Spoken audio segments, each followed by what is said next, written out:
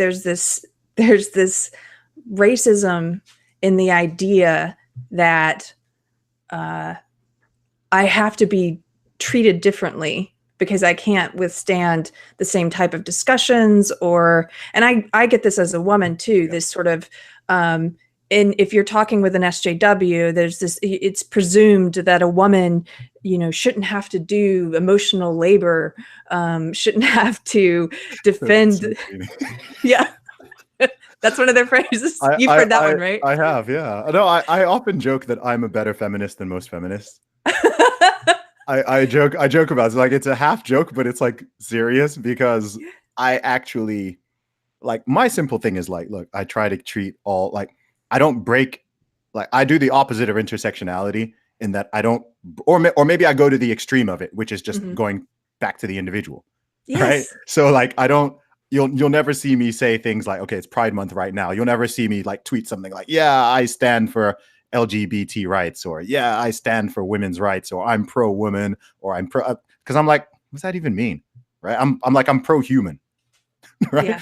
I like, if you're a human being, I'm going to treat you equally with respect, with dignity. I expect all the laws to apply the same to everybody. I'm not going to give you like super special treatment, or like wrap you in. I'm not going to be like, oh, I'm talking to a woman on my podcast. Let me dumb it down for you. I mean, how, you know what I mean, right? Like that would be like, what do they call it? Soft bigotry of low expectations. Yes, right? Exactly. Or when people are talking about, more policy-wise things, things like affirmative action and things. It's like, oh, we want to get more women into this thing. Oh, we want to get more Black people into this. Let's lower the bar. And I'm like, dude, no, like, that's not like, it's that's condescending. I'm like, that's condescending, right? That's not gonna, it's, oh gosh, like it.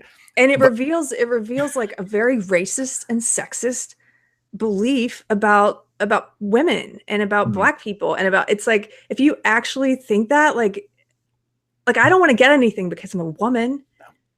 You want to get it because you deserve it.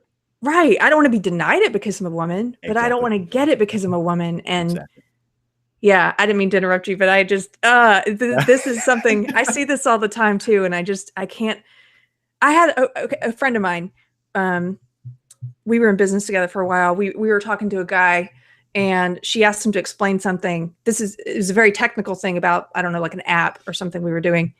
And he explained it, and then he was like, "Oh, I'm sorry. What was I just mansplaining just then?" Like, he was very concerned. It's like, dude, no, we asked you to explain it to us. Gosh, yeah, it's the thing, because people then don't want to, like, it ends up in these situations where like you just got people walking on eggshells now, and then as a result of them doing that, they're then almost more likely to be indirectly prejudiced in a weird way. You see what I mean? Because you've made everyone so obsessed with these concepts of race and gender and sexuality and all this, that it now becomes, oh, okay, I'm talking to a gay person. I need to be on high alert to make sure I don't, upset them or say anything. And it's just like, no, like, they're just as resilient as everybody else. So just speak to people normally, like treat people normally. Like that's, to me, it's such a simple concept, but I find myself like having to explain it a lot to people, which is just bizarre to me. It doesn't seem like a step forward. It seems like a step backwards. It does. Yeah. It is. Well, they rely on, it's what you said before. You don't have any affinity for the identitarians on the right or the left. And so they have the same, in some ways, like the same beliefs. It's just they think that different identity groups should be elevated. And so we were looking at New York City schools, how they've the Department of Education, this guy, I'm blanking on his name, but it was basically a program that they're pushing in elementary schools to teach kids about white privilege. I mean, they're teaching them this ideology is what they're doing. Yeah. And so Carter and I were reading through it point by point, and they were teaching about whiteness and how to deconstruct whiteness. And I know, this is in our schools. And so the things they were associating and teaching were part of whiteness, were things like being on time. Oh being able being able to finish tests in the time given. And they can't see how this, like, oh my god. This is racist. And we were like, wow, white supremacists must love this. Oh my gosh. They're like, white people excel at meeting standards, and white people are the only people who, can achieve things on a merit-based scale. Like it was such a racist. I've seen something which had like a list of tools of white supremacy. And on this list were things including logic. Yes, that was on there. Right? Logic. Logic, meritocracy. Yep.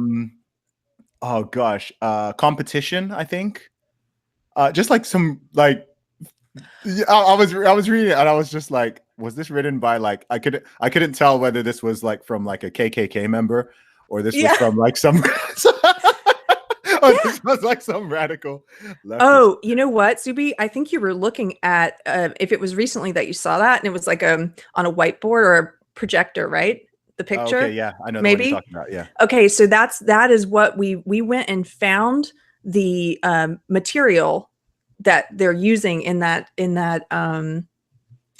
presentation. We went and found the source material and we took it apart. So we were talking about the same thing, I think. Okay, yeah, like logic, competition, timeliness.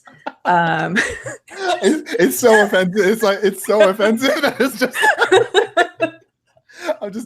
It's amazing. Like my mind just boggles. My mind literally just boggles that someone can like do this, and then oh gosh, it's really amazing. And to believe, which they get people to do, to believe that this is how you end racism is just, the further I've gotten away from it, the crazier it looks. Okay, but see, when you're in it, you're like, no, I have to go. And as a white ally, there's this stuff about allyship, right? So as a white ally, it's my job to go and preach this to other white people and explain why this is the way to end racism, because people of color shouldn't be forced to do the emotional labor to educate because they're oppressed. And so there's a group, I don't know if you've seen it, but there's a hilarious group on Facebook called White Nonsense Roundup. Okay.